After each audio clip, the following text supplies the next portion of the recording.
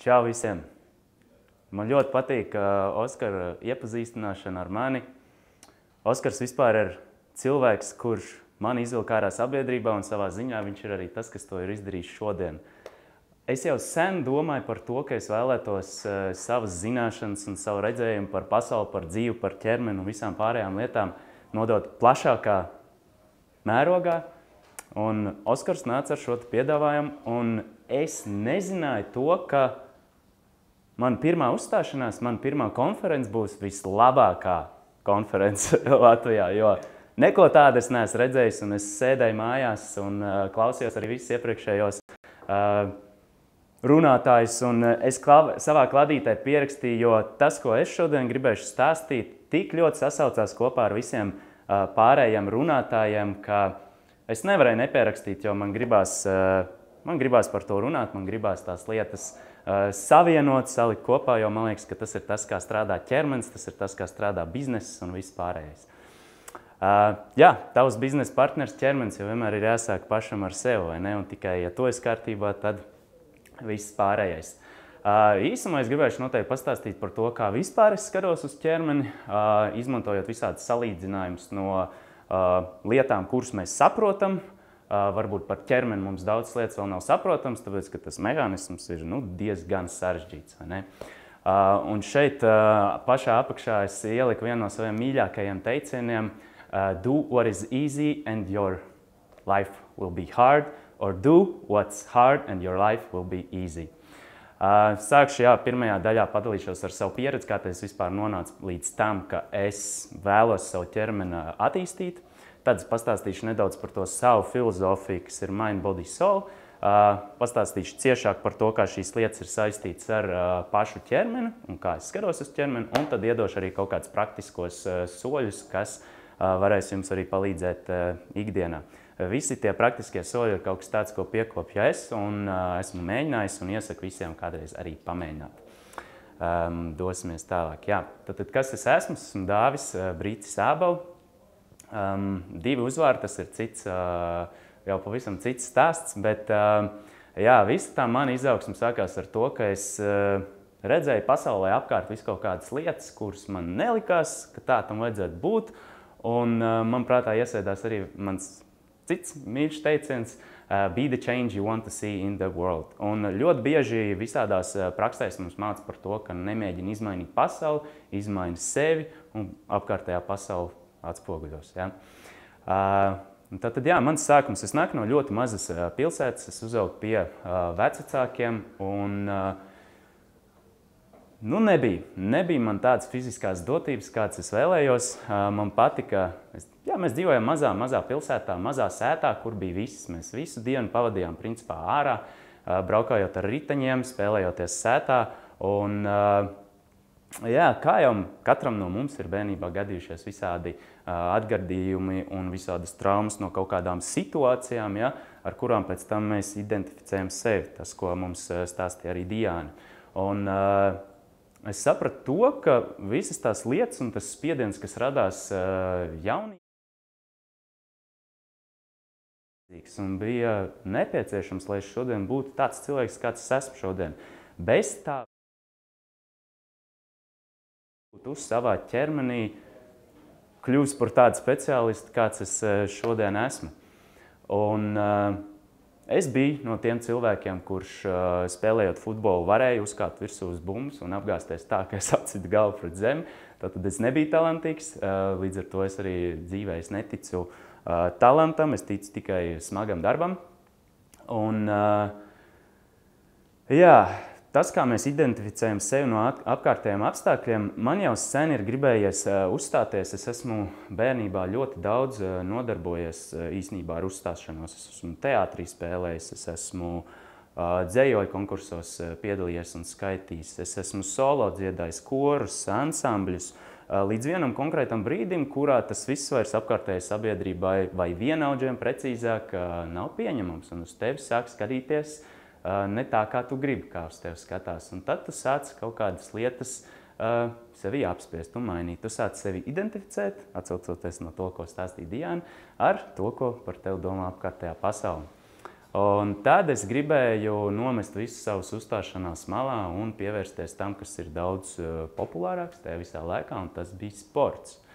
Kaut arī tā nebija man pati pirmā aizraušanās, sportošana, bet tā vienmēr bijusi man mīļākā stunda skolā, un es vienmēr par sportu esmu domājis un runājis, un man nedaudz patraucēja un spiedienu radīja vecvecāki, jo opis tajā laikā teica, ka ar sportu naudu nenopelnīs. Un es ļoti ilgi savus dzīves gadus domāju, ar ko tad es vēl varētu nopelnīt naudu. Un ne pie kā cita labāk es arī nenonācu. Un, es esmu pateicīgs par to, jo tas arī viss man bija vajadzīgs, lai saprastu, ko tad es gal galā vēlos. Un šodien es principā ar sportu naudu arī pelnu.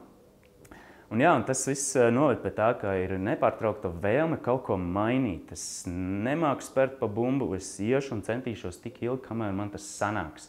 Un ielikšu tajā visā lielu darbu, jo es zinu, ka var labāk, jo ja kāds cits to var, tad noteikti var arī es.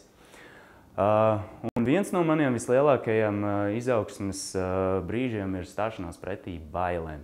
Es šeit ievietoju principā 3 bildes, kuras, lai sev pilnībā atkailinātu, protams, visvairāk es lepojos ar to augšējo bildi, kuras piedalos sacensībās un esmu stājies pretī savām vislielākajām bailēm, kas tad ir konflikts ar ārpasauli, jeb konflikts ar kādu citu cilvēku, kurš varētu šķist vai nu talantīgāks vai spēcīgāks un tam līdzīgi. Un tad tās manas citas puses, kurām es arī jaunībā esmu izgājis cauri, jo kā jau mēs visi, mēs esam dzēruši alkoholu, mēs esam pīpējuši, mēs esam izmēģinājuši visādas citādas lietas, un atšķirība ir tajā, kur cilvēki tur paliek, kur cilvēki tad grib kaut ko mainīties, un kuri negrib.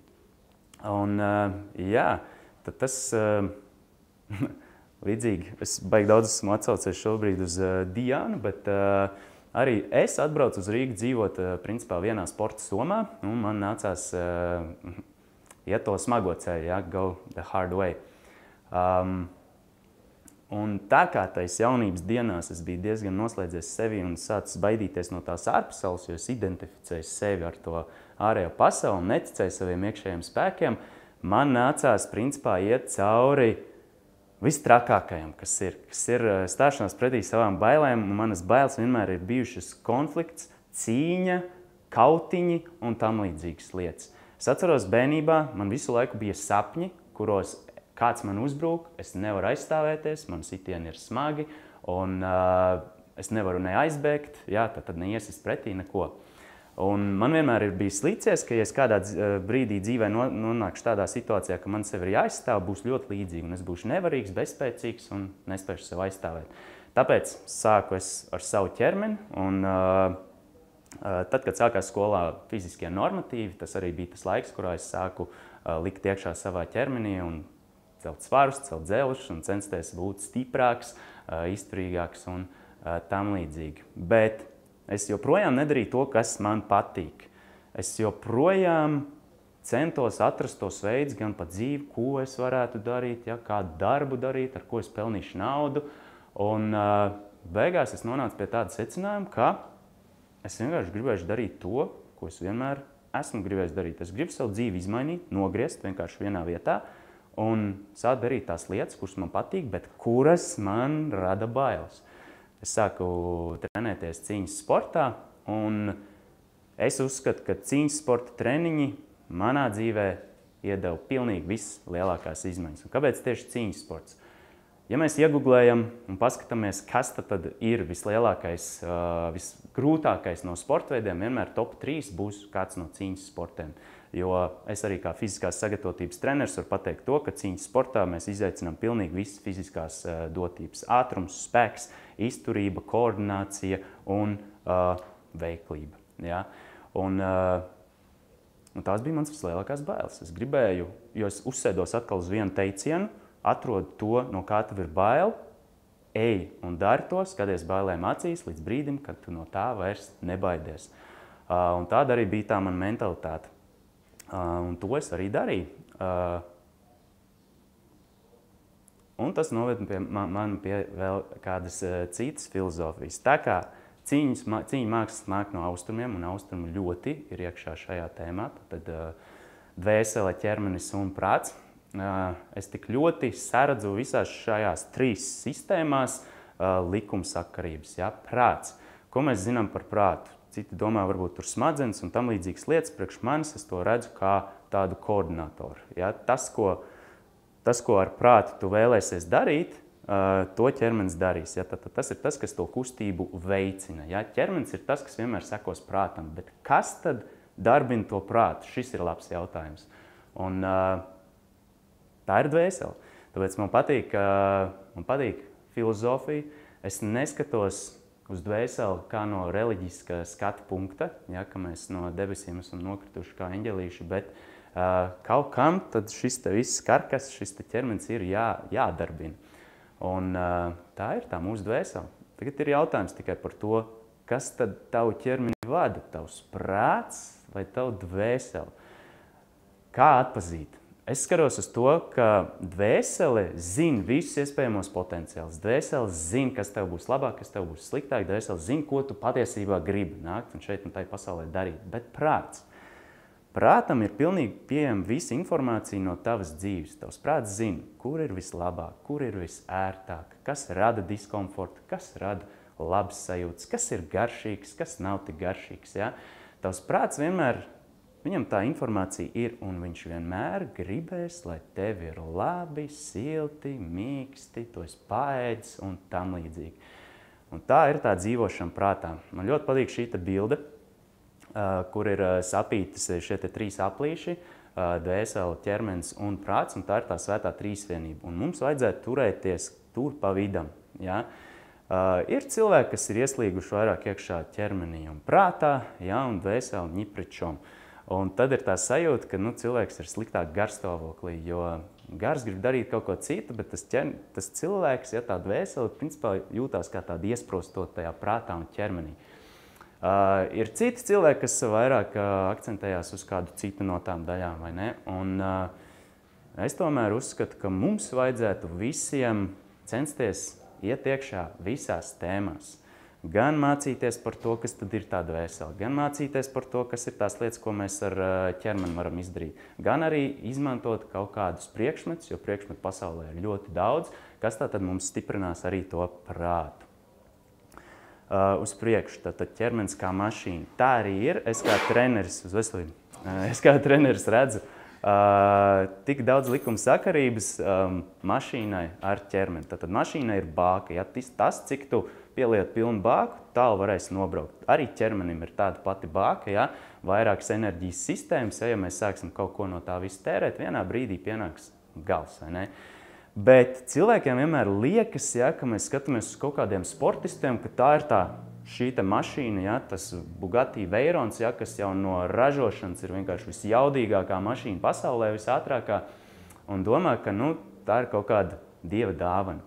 Savā ziņā var būt, jā, cilvēks piedzimst ar kaut ko, ar ko viņam ir jāstrādā, taču tas nebūtu nav noteicošais. Un šeit ir 2 mašīnas, ja, viena, par kuru rūpes nav izrādīts, un otra mašīna, kas ir tieši tāda paša gada, bet mēs varam redzēt, ka cilvēks tur ir ieguldījis lielu darbu. Un es uzskatu, ka mums ar saviem karkasiem, ar savu ķermeni ir jātiecās tieši tāpat, jo ķermenis mums ir dots. Es neatceros, ka es būtu izvēlējies piedzimt. Es vienkārši zinu to, ka es kaut kur vienā brīdī no bērnības sāku kaut ko atcerēties, un no turienes ir man dzīve sākusies, un tagad man ķermenis ir piešķirts. Ko es ar to gribēšu darīt, kā es par to gribēšu rūpēties, cik ilgi es gribēšu ar to braukt. Un labākā lieta ir tāda, ka līdzīgi kā mašīnai ir motors, motora tilpums, maksimālā jauda. Mums ir iespējams savā ķermenī visas šīs lietas arī palielināt. Maksimālo jaudu mēs varam palielināt, maksimālo ātrumu mēs varam paaugstināt, ja, ar treniņu palīdzību. Mums pat ir iespējams, ja kaut kas nepatīk mūsu virsbūvē, un tas sagādā man, piemēram, kaut kādas pārliecības trūkumu, man ir iespējams pataisīt lielākus plecus, man ir iespējams pataisīt izteiktāk krūtis. Un tas viss ir iespējams. Ja tev tas ir vajadzīgs, ja tu jūti, ka tavā ķermenī kaut kas nepatīk, un tas tev traucē iziet ārpasaulē un izdarīt to, ko tu vēlies izdarīt ar savu pašpārliecinātību, ar tādu konfidenci, tad Tev ir tools. Aizej uz zāli, atrod kādu, kurš tev var palīdzēt ar plānu sastādīšanu, strukturizāciju. Tieši tas pats, ko Kaspars stāstīja, arī ķermenī, viss ir vienās struktūrās. Mēs to visu varam izdarīt. Ja, kādam nepatīk zobi, mēs aizējam pie ortodonta, mēs zobus varam iztaisnot. Un tu vari iet un par to vairs nedomāt, un tev konfidences tikai augs. Esam nonākuši pie praktiskajiem soļiem. Šie 4 aptuveni ir tas, kuri man ir vislabāk strādājuši. Ja, tad rīta refleksija. Kad mēs no rīta pieceļamies, principā mums vajadzētu veltīt 5 līdz 10 minūtes, nevis uzreiz iet telefonos iekšā un skatīties, kas šodien ir paredzēts, bet pirms mēs vēl to visu esam izdarījuši, sakonektēties ar sevi. Aptuveni saprast to, kas mums varētu šodien būt par problēmām, kā es rīkošos kā savu augstākā versija. Ja? Nevis kā rīkošos es, kas ir upuru pozīcijā un vēlēšos no situācijām kaut kur izbēgt, bet kā es stāšos tām lietām pretī. Jo šeit arī ļoti foršs teiciens, ka pa lielam tev ir viss spēks pār savu prātu, nevis apkārtējiem notikumiem. Tas, kas viss no apkārtējās vidas tev nāks virsū, tu vari to visu, tu izvēlies, kā tu pret to visu attieksies un kā tu domās par šo situāciju. Vai tu kritīsi upurī, vai tu ar paceltām krūtīm ies tagad un stāsies pretī visiem šiem notikumiem. Ja tu to sapratīsi, tu arī atradīsi spēku. Tad aptuveni 5 līdz 10 minūtes no rīta iztēlāmies vissliktākās situācijas, kas šodien varētu būt un kā mēs tajās rīkosimies. Un jūs redzēsiet, ka ļoti bieži daudz no tām situācijām nemaz nenotiks, un ja notiks, jūs zināt, kā ir jārīkojās. Nākamā lieta ir diskomforts, un ar diskomfortu es domāju to, ka bieži vien, līdzīgi kā to stāstīja Kaspars, Latvijā mēs esam ļoti daudz pavadām laiku darbā, bet produktivitāte ir ļoti maz. Es uzskatu, ka tas ir tāpēc, ka cilvēks pārāk daudz ir visur ārpasaulē un nav veltījis laiku sev un savam ķermenim. Dažreiz liekas, ka darbi gāžās, bet neiet arī uz priekšu, visu, ko vajadzētu izdarīt, mēs atceļam darbus, kaut to uz 10-15 minūtēm, un sakonektējamies atpakaļ uz ķermeni. Caur diskomfortu. Vai nu tas ir, ejam augstā dušā, mēs visi zinām, kādreiz esam bijuši augstā dušā. Tas iedod tādu atspridzinošu sajūtu. Mēs sajūtam, kur mēs patiesībā atrodamies. Nevis tas ir kaut kāds darbs vai kaut kāda atkal ārpasaule, bet es esmu īstenībā šeit un es esmu kontrolē pār visu. Ja man vajag, es varu to dušu nogriezt nost. Ir ļoti daudz tūlu. Mēs varam stāvēt uz naglām, stāvēt uz pranamata paklājiņiem, uztaisīt intensīvu treniņu ļoti ātri. Ieejam iekšā diskomfortā, sajūtam savu ķermeni un jūs redzēsiet, ka jums paliks labāk. Vakar žurnāls. Es esmu no tiem cilvēkiem, kurš naktīs neguļ, jo visu laiku domā. Man visvairāk palīdz tad, ja es savas domas izrakstīšu. Tad vakaros, pirms mēs ejam gulēt, mēs uz lapas izrakstam, kā es šodien jutos, kā es jutos tajā situācijā, kas sagādāja, ko es darīju tādu, kas man sagādāja labas emocijas. Kā es veltīju enerģiju, kas man enerģiju patiesībā noņēma nost. Un kā es varētu darīt rīt, lai tas mainītos. Un tas tiešām palīdz. Man vajadzēja ilgi saņemties žurnāla rakstīšanai, bet tad, kad es sāku to darīt, es daudz labāk guļu. Jo ķermenim ir vajadzīgs, ķermenis var atjaunoties vienā veidā, kas ir miegs. Prāts arī var atjaunoties tikai vienā vietā, tas ir miegs. Dvēseli var maukt uz visu. Ja? Tie cilvēki, kas ir tik ļoti all over the place, iekšā biznesā, visur citur, jums ir tik spēcīgs dvēseles, ja jūs vēl par savu ķermeni parūpēsieties tā, kā jūs rūpējaties par savu biznesu, es jums garantēju, jums arī biznesa aizies daudz plaukstošāks. Un apzināts darbības. Katru reizi, kad mēs ieejam iekšā augstā dušā, izejam ārā pastaigāties, aizejam uz treniņu, cenšamies domāt tikai un vienīgi par to darbību, ko mēs darām tagad un tūlīt. Un cenšamies saprast to, ka tā apzinātība visās situācijās mums arī palīdzēs. Mēs ar tādu pašu apzinātību, kādu būsim tikko dabūjuši kontrolētā vidē, treniņā, kur es kontrolēju gan svarus, gan to, ko es šeit daru. Jūs ar tādu pašu kontrolas sajūtu varēsiet atgriezties arī savos iepriekšējos darbos. Un kā tad vēl tas varētu palīdzēt biznesā? Cik mēs esam dzirdējuši cilvēku, kuri ir nonākuši tuvu nāvei, viņi saka, ka viņiem dzīve paskrien gar acīm tāda kino lenta. Un tas man vienmēr ir līdz domāt, ka bet tā arī iespējams ir. Ja tas prāts ieraksta un zemapziņā ieraksta visas mūsu piedzīvotās pieredzes, tad Es esmu savas filmas galvenais varonis, un es šodien varu izvēlēties, kā es tālāk turpināšu dzīvot. Un es izveidoju ar mākslīgo intelektu šo bildi, jo, manuprāt, tā tas arī ir. Mēs atrodamies tādā tā kā spaceshipā, tādā kosmosa kuģī. Tas ir tas mūsu ķermenis. Pār acīm mums ir vienkārši pārvelkts virtuālā realitāte, ja, kas ir tas, kas notiek viss apkārt. Un mēs ar to varam patiesībā darīt visu, ko mums gribās, un krāt to pieredzi. Tā ir tā kinolenta, tā bumba mums apkārt galvai. Un jo vairāk pieredzes būs salasījis, ja, tas ir mācoties jaunas lietas, mācoties jaunas kustības, mācoties jaunas sporta veidus. Tas man palīdzēs daudz labāk arī sakonektēties ar cilvēkiem, ar biznesa partneriem, saprast vairāk to, kā strādā mani darbinieki un tam līdzīgas lietas. Un šodien arī klausoties visos iepriekšējos runātājos mājās, man tik ļoti gribējās pierakstīt dažas lietas, kuras es tik ļoti varētu saistīt ar to, ko es jums stāstu šodien. Piemēram, Diana stāstīja par to pārliecību, ja, identificēt sevi pēc, kad tu identificē sevi pēc ārējiem apstākļiem. Līdzīgi bija arī man bērnībā. Ja? Un man vajadzēja tik ļoti saņemties, man vajadzēja iziet cauri vistrakākajam, kas ir tiešām ar zobiem, ar nagiem, ar dūrēm stāties pretī kādam citam cilvēkam, ja, kas bija, un es savā ziņā piepildīju savu sapņu, es vienmēr skatījos ar tādu apbrīnu, ja, kā cilvēks iziet arēnā priekšā, cīnās, ja, tas ir tiešām dzīves un nāves jautājums, un lai dabūtu es sevī savu pārliecību, man vajadzēja darīt tik trakas lietas. Tāpat laikā es ar Oskaru esmu runājis. Oskaram ir bijis tā, ka viņš to visu dabūja ar basketbolu palīdzību. Ja tā nepārliecinātība, tev ir bumba un tu nezini, ko tu darīt. Tu gribi viņu atdot kādam prom, tu negribi paciet uzbrukumā. Oskaram pietika ar basketbolu, man vajadzēja iet to visgrūtāko ceļu. Acīm redzot, es citādāk to nebūtu iemācījies. Un tad iedomājieties, jūs esat arī iemācījušies, jūs jūtat, ka jūs esat spēcīgi, jūs esat gājuši uz zāli, jūs esat trenējušies, jūs redzat savu progresu, jūs redzat, ka jūs esat spēcīgāks. Jūs iesiet uz biznesa tikšanos arī ar daudz lielāku konfidenci par sevi. Ja? Man ir arī vēl viens teiciens iesēdies prātā, ka, ja tu esi fiziski spējīgs, šeit ir salīdzinājums tieši par cīņas sportu un basketbolu. Piemēram, ja cīņas sportists zaudēs basketbolu spēli, viņš nekad... Basketbolists teiks, es tev uzvarēju basītī, vai ne?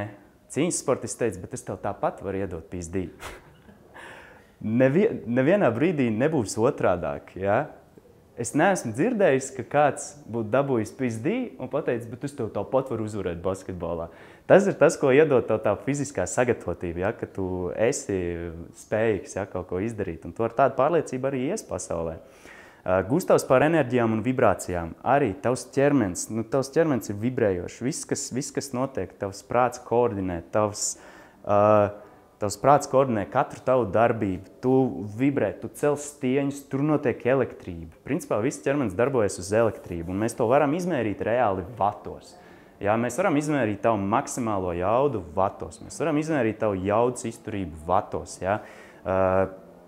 Un jo vairāk tev ir jaudas, jo vieglāk tev ir izdzīvot visu savu ikdienu, un vairāk paliks jaudas arī pāri vakaros. Ja? Tāpēc es domāju, ir nepieciešams to visu izdarīt. Kaspars stāstīja par struktūrām. Ja? Smadzenes arī ir viena liela struktūra. Katru reizi, kad tu iemācies kaut ko jaunu, tev smadzenēs veidojās jauni nervu ceļi, jauni neironi. Tu mācies jaunu kustību. Kustības sākumā ir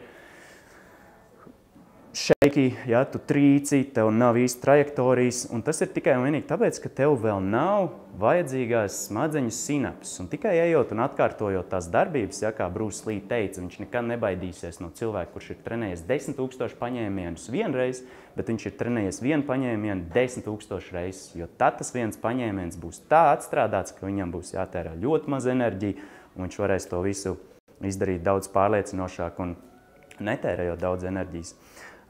Jā, prātā arī visas tās struktūras. Es uzskatu, ka katra mūsu pieredze prātā saliek līdzīgi, kā Kasparam bija prezentācijā par šīm ģeometriskajām figūrām, un tad tevs prāts izveido arī tādas, un tev būs vieglāk biznesa tikšanās salīdzināt elektrību ar ūdeni, un tas otrs cilvēks tev arī varēs labāk saprast. Elīna par brendu. Nu, mēs visi saprotam un gribam izvēlēties labākos brendus un nesāt labākos brendus, bet ja es esmu brends, es arī varu tā kā būt kvalitatīvs, es varu rūpēties par savu kvalitāti, gan ar ēdienu, gan ar fiziskām aktivitātēm, gan ar mentālām lietām, gan arī studējot, jā, tās lietas, kas man varētu palīdzēt.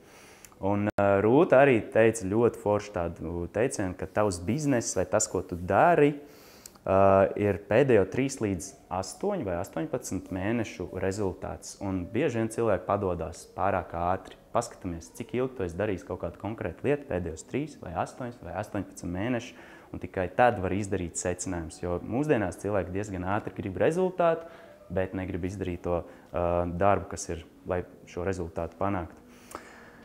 Jā, un liekam vienmēr sev pirmajā vietā. Tu vienmēr būsi pats galvenais, tu vienmēr būsi sava kuģa kapteinis. Tu esi tas, kas taisa to filmu un negodā citus dievus, godā sevi. Ja tu būsi kārtībā, visiem pārējiem būs labāk.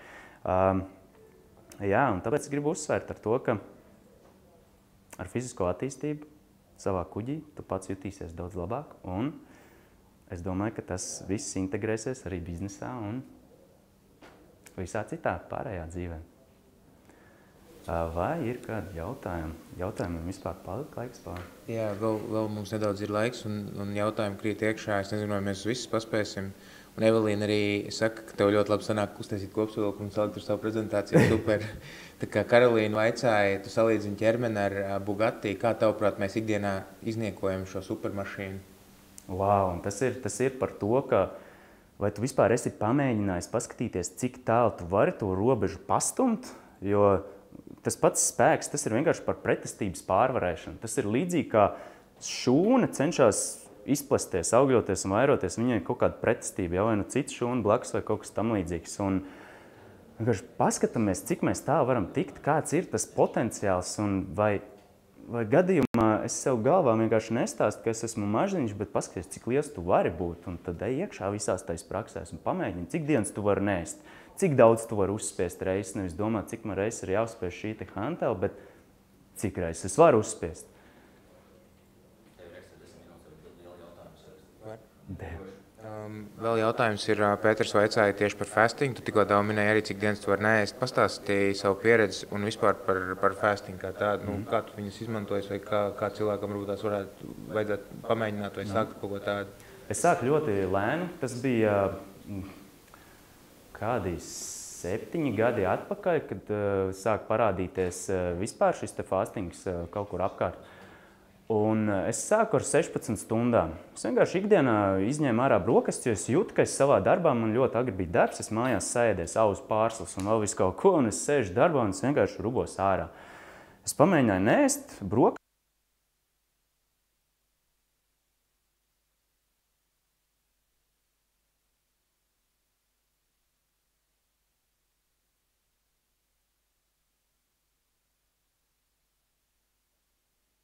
Reizi mēnesī centos palielināt šīs 24 stundas uz atkal nākamo, kas ir iespējams, jā, piemēram, 36.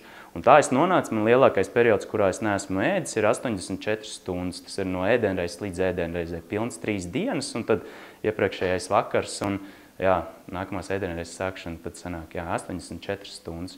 To vajag darīt lēnām, un es teiktu, ka tam arī vajag veltīt veselu gadu, lai tu vienreiz nonāktu līdz tām 72 stundām, un tas nebūs grūti. Ja tu uzreiz mēģinās 72 stundas, kas ir ekstrēmi, protams, es domāju, ka to var izdarīt, bet vai to vajag un vai es to ieteiktu, es domāju, ka ne.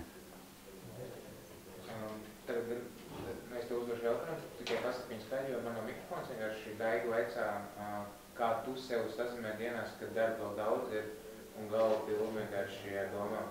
Kā es sazīmēju sev, kad darba ir daudz un galva pilna ar domām? Es minēju par to rakstīšanu, jo tas ir kaut kas tāds, ko es tiešām sāku darīt nesen. Es pasūtīju tādu kladi, saucās Mana terapijas grāmata, un tajos brīžos, un es to nedaru pat katru vakaru, es jūtu, ka man ir sakrājies, un es kaut ko galvā visu laiku maļu uz riņķi, un es to visu izrakstu ārā.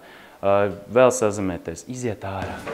Vienkārši atcelt treniņus, es arī atceļu treniņus, es pasaku saviem klientiem, sorry, šodien forša diena, es negribu, vienmēr cilvēki grib sliktā dienā atcelt darbus, cilvēki nekad negrib labā dienā atcelt darbus. Es esmu darījis tā, ka es atceļu labā dienā darbus un neju ārā, vai nu aizbrauc pamakšķerēt, vai pabūt viens. Man ļoti svarīgi, un es domāju, katram cilvēkam ir svarīgi iemācīties vienpatību, jo, ja tev ir labi vienam pašam, būs labi arī tad, kad būs pārējie cilvēki apkārt, jo es jūtos pašpietiekams tajos brīžos. Ja ir pretestība pret sportu, ķermenis sāk slimot, kad ievieš treniņus, vai var ko ieteikt, kā dabūt nost šo bloku, kas radies kaut kur bērnībā droši vien? Visticamāk jau ir pārslodze. Visticamāk cilvēks jau grib sākt ar 3 reizēm nedēļā. Man ir ļoti daudz klientu, kur sāk ar 1 reizi nedēļā, pēc tam pāriet uz 2 reizēm nedēļā. Līdzīgi kā ar to fāstošanu mums ir jāuzbildo līdz tam, ka mēs varam veikt 3, 4, 5 treniņus. Es arī pēc pleca operācijas es 3 mēnešus negāju uz zāli, jo man vajadzēja mentāli atpūt no zāles. Es to biju darījis jau 11 gadiem bez apstājas, un man vienkārši to vajadzēja. Un atgriežoties atpakaļ zālē, uztaisot pirmo treniņu, kas jau arī bija ar maz paceltajiem svariem, ar maz piegājieniem, atkārtojumiem, un es sajūtos tāds sagurs, un es domāju, tā ir tā sajūta, par ko runā tie cilvēki, vai ne, kas ir uzsākuši treniņus. Man atlika tikai 3 mēneši paņemt pauzi, un es jau tā sajūtos, bet pagāja nedēļa, pagāja 2, un es jūtu to, ka tas treniņš vairs man neietekmēs. Es uztaisīju tagad treniņu agri no rīta, un es nejūtos atlikušajā dienā vairs nogurs. Tas ir par to bāku. Visticamāk, bāka ir ļoti maza, mēs viņu iztērējam, un tad viss pārējais, kas paliek pāri, ir ķermenim pa daudz. Protams, atjaunošanās, miegs un uzturs, tas būs, dažreiz treniņš ir it kā sabalansēts pareizi tādā daudzuma ziņā, bet atjaunošanās pēc treniņa nav. Tātad vai nu miega stundas nav salasīts, vai arī miega kvalitāte nav pietiekoši laba, vai arī tātad tu neesi ielicis atpakaļ tos būvmateriālus, kas tam ķermenim ir nepieciešami, lai pēc tās konkrētās slodzes atjaunotos. Un tad par uzturu uzreiz jautājums ir, kāda ir vienkārši veida, kā uzlabot savus ēšanas paradumus, ja visu laiku ir tā steiga, un ja tu visu laiku kaut kur steidzies, jo parasti uzņēmējiem ir tā, tas, kas rokā, tas mutē. Un šis ir ritīgi labs. Man patīk tās, es gribētu uzreiz ieteikt askēzes, tātad praktizēt šīs te nēšanas. Katram cilvēkam, mēs arī zinām to, cik daudz veidi, kā ēst ir, vai ne? Ir vegānisms, veģetārisms, karnivora diēta, keto diēta, svaigēdāja, ja? Kā vispār, es pilnīgi saprotu cilvēks, kā tajā visā var apmaldīties, vai ne? Bet katram cilvēkam kāda no šīm būs viņam atbilstošā, un es gribu, lai tas cilvēks pamēģina visus. Ja? Tu noteikti izmēģinot visus, atradīs to veidu, kas tev strādā vislabāk. Piemēram, es šodien arī neesmu ēdis. Man liekas, gan valoda raisās, gan viss pārējais, spriežot vai pēc tā, ka šī ir man pirmā uzstāšanās konferencē. Un es tāpat runāju arī pēc 3 dienu nēšanas. Es tāpat piedalos kickboks treniņā pēc 3 dienu nēšanas. Man tā enerģija ir, un es nevaru pateikt, no kurienes viņi nāk. Tās enerģijas sistēmas tev ķermenī ir tā attīstīts, ka tu man iedos tauks. Ja ķermenis izmanto 3 lietas, kā enerģijas avot. Viens ir kreatīns, otrs ir glikoze, trešie ir tauki. Ja? Tauki mums visu laiku būs līdzi, bet ja ķermenis nekad dzīvē nav dabūjis pārtiku tikai no taukiem, tad būs grūti tajā mirklī, kad es neesmu dabūjis kaut ko par rokai, ja, to cukuru apēst, jo tā enerģija ir ātra, īsa. Ja? Tauki ir kaut kas tāds, kas ilgāk, ja? Tavs ķermenis ilgāk viņus pārstrādā, tā ir ilgāka enerģija. Tāpēc jāmeklē tas, kurš tev atbilst visvairāk, jo es zinu daudz cilvēks, kur ēd tikai 1 dienā. Man liekas, tas biznesmenim vienkārši ir ļoti labs variants. Tev jāprūpējas tikai par 1 ēdienu. Un tad tev vēl ir jautājums par Zilbera sindromu. Vai es par kaut ko tādu dzirdējis? Tas ir no ilgākas neēšanas? Nē, neesmu. Jā, es arī neesmu tādu. Ok, super. Paldies, Dāvu. Paldies jums. Paldies par klausīšanos. Paldies Oskaram. Paldies Digital Maverick un paldies pārējai komandai. Un paldies klausītājiem.